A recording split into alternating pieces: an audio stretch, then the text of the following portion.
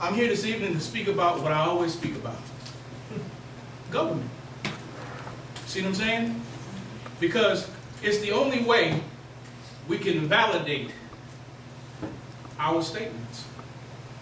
You know, I've been through litigation after litigation, helping brothers and sisters get out, fighting for them, and we all make the same claim. Well, I belong to the Moorish nation. You know, I'm a Moorish American. I got unalienable rights. You know, I'm sovereign. See what I'm saying? And what the de facto asks is what the 5% ask. Show and prove. Show and prove. You know? Go on, right? Show and prove. And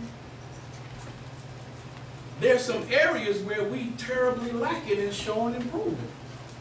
You see what I'm saying? There are instruments out here, two in particular, that I always propagate, for lack of a better term. And that is the rudder and the sextant and the administrative functions of the adept chambers of the Moorish Science Temple of America. Both of those documents are blueprints for running government. And please bear with me. I'm going to read an excerpt from the administrative functions. Just to give you, well, let me ask you a question first. What's the responsibility of a grand sheik? Now, I know we're here celebrating the new year as Washingtonians and various other tribes, but please understand, they're symbiote circles of each other. Because every nation has a divine creed. See what I'm saying? And ours universally as Moors, for the most part, is Islamism. All right? So that divine creed, what we're doing a lot of times is we're forgetting exactly how powerful it is. And not understanding that creed is equivalent to law. And we're not demonstrating that law. But let me just read this right quick. Hold on, I didn't forget. What is the responsibility of a grand sheik? Anybody, you know, this is user friendly.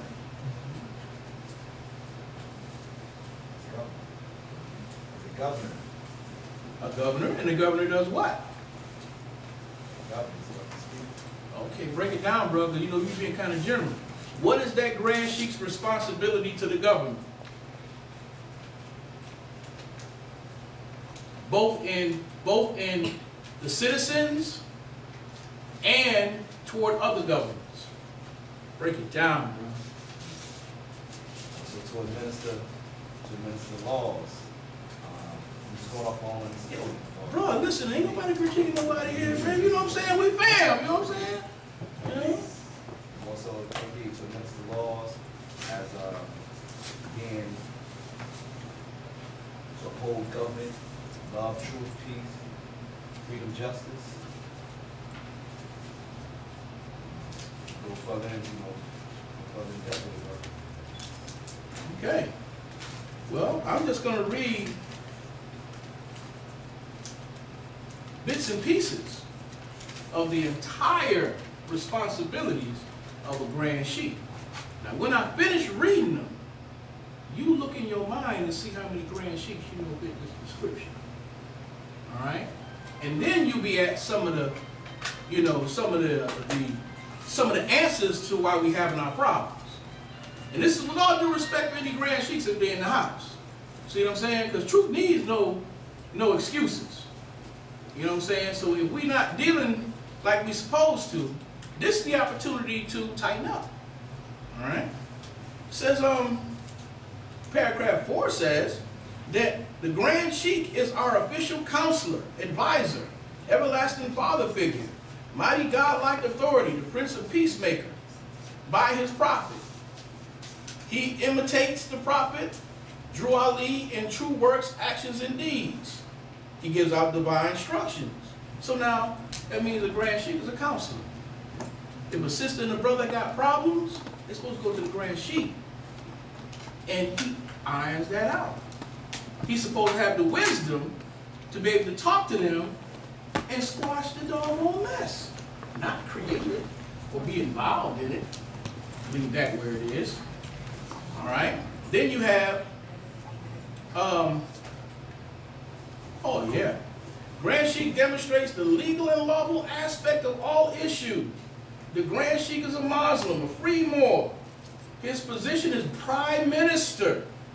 The Grand Sheik station corresponds to the sun for you Masons. Noblest virtues are faith, which is wisdom, hope, which is strength, and charity, which is love. More forces of, or to withstand temptation. The Grand Sheik presides over all meetings and committee chairpersons. The Grand Sheik is the public minister in any governmental affairs of men, as in local, state, federal, and international, etc. The Grand Sheik is of a body of legislative, executive, and judicial officers who advise sheriffs, mayors, governors, Congress, and the president. Now, can we show and prove? Of course. How did we get our flag back? The prophet was dealing with Woodrow Wilson, wasn't he? Huh? And he was able to go internationally to Havana, Cuba. Wasn't he? All right? And it was well known that he dealt with the local politicians. All right? So now, I heard some Grand Sheik say, well, you know, we need to call the police in on this matter. Oh, you are the police. You're the chief of police.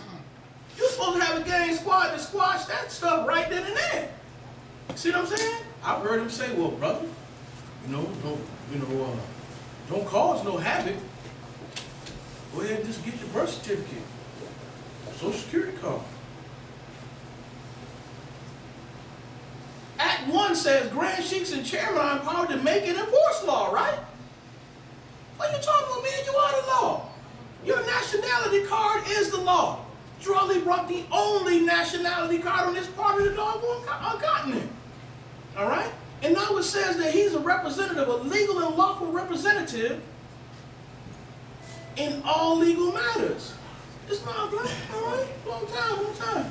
All right? So that means that when you got beef with de facto, who should the de facto see? The Grand Sheik. If you got litigations in court, who should the court see? All right, when you need to be let out of captivity, who should they be talking to? Anybody know any incidents where that's been happening? So, you want to see what I mean? We making statements and not demonstrating government. See what I'm saying? No names. I'm not going to violate Act 3. But I was talking to a grand governor. Never mind where it's from. That brother didn't even know this book existed. A grand governor. How is that? And you don't know your responsibility to your government? In that last paragraph I read, it said legislative, executive, and judicial. Those are the 3 branches of government. All right, so we can think now, which branch goes with who? Which officer takes care of which branch? See, what we're trying to do is, this is elementary government. I'm not dealing with the international and national side yet. So now, it says Grand Sheik, yes, that includes Assistant Grand Sheik and Chairman. So now who takes what responsibility? Let's think, y'all. What branch of government the Grand Sheik is responsible for? Huh? Legislative. Legislative. Right? And along with his governing body, right? All right. So next, judicial. Assistant. Yes, sir. The Assistant Grand Sheik. He's the one that takes care of all of the tribute, and that's right, y'all. I'm going to try to slip in the basic, dear Prince, do you have a copy of that with you? Which one? The tribunal, sir? Well, I'm going to diagram it up here anyway. But that's right, y'all. We're supposed to have our own courts. We're a body politic and a nation state. And that court, it takes care of all of our administrative functions. If we need affidavit made, you go to the court. You go to the tribunal. All right? So now, the chairman is your executive officer. The chairman is like the war chief on the indigenous side. You know, him along with the council decides whether we make peace or we go to war. So for the people still talking about the United States and them and they, we're supposed to be too busy worried about getting our government together. I know in up north they have a cable channel and they show the city council meeting. And you know, well, item number 14, we discussed this last week. We need a vote on this to pass it into law. That's what we're supposed to be doing in our temples.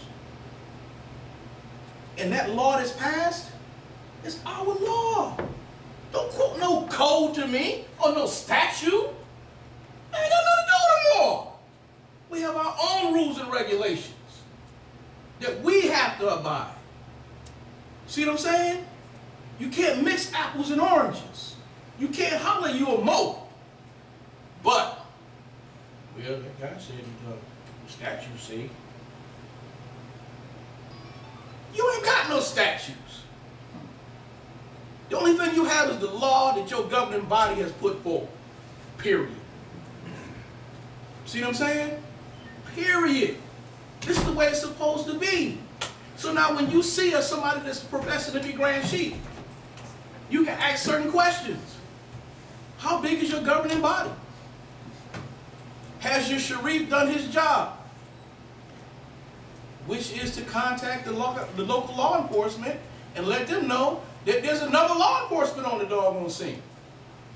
And I'm the chief of that police. And because of ecclesiastical law, they have to be respected. Because we all know the level of a policeman. A policeman is the security guard for the city municipality. You have more power because you are a principality. De jure law. So now we need young men to step up and be muftis.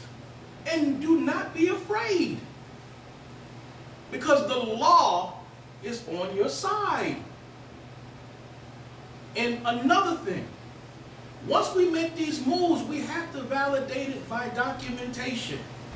I think the thing that really made me upset hearing was when Brother so-and-so, he got too much paper in his package. Well, one piece of paper ain't gonna satisfy everybody. See what I'm saying? Because you need a document to go to your job and tell them, my name ain't Leonard McGillicuddy no more, it's Rahman Ali. You need a piece of paper to tell the registry of deeds to cancel my birth certificate and my marriage license, you know, and all that stuff there. You need a revocation of signature, or a revocation of power of attorney. You need that. The only way to express anything is via affidavit, correct? All right? And unless that affidavit is rebutted point by point,